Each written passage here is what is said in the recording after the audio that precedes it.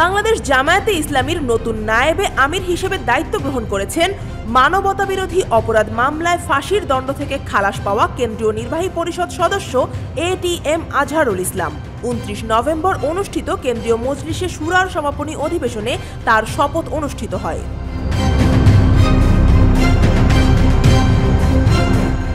দলটির সিদ্ধান্ত অনুযায়ী এটিএম আজহারকে নায়েবে আমির ঘোষণা করা হলেও জামায়াতের কেন্দ্রীয় নির্বাহী পরিষদ ও কর্মপরিষদে এখনো কোনো পরিবর্তন আনা হয়নি।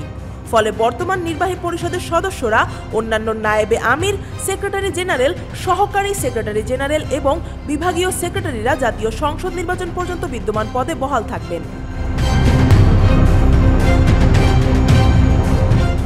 গঠনতন্ত্র অনুযায়ী জামায়াতের শুরা, নির্বাহী পরিষদ ও কর্মপরিষদ প্রতি ৩ বছর অন্তর গঠিত হয়।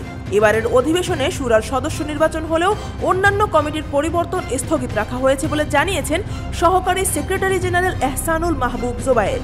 তিনি বলেন, সংসদ নির্বাচনের পর এসব কমিটিতে পরিবর্তন আনা হবে। এটিএম আজহারের রাজনৈতিক ও আইনি প্রেক্ষাপটও সম্প্রতি আলোচনায় ছিল। ২০২৪ সালের ৫ আগস্ট শেখ হাসিনার পতনের পর তার মুক্তির বিষয়টি সামনে আনে জামায়াত। এরপর চলতি বছরের ২৬ ফেব্রুয়ারি প্রধান বিচারপতি সৈয়দ রেফাত আহমেদের নেতৃত্বাধীন আপিল বিভাগ তার আপিল শুনানির অনুমতি দেয়।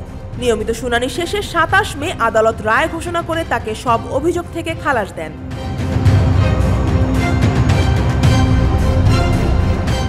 প্রায় ১৩ বছর কারাবন্দী থাকার পর ২৮ মে কারামুক্ত হন তিনি। মুক্তির পর তাকে নির্বাহী পরিষদের সদস্য নির্বাচন করে জামায়াত। এবার নায়েবে আমির পদে শপথ নেওয়ার মধ্য দিয়ে দলীয় কাঠামোয় আরও গুরুত্বপূর্ণ অবস্থানে উঠে এলেন তিনি। News desk, Dhaka watch.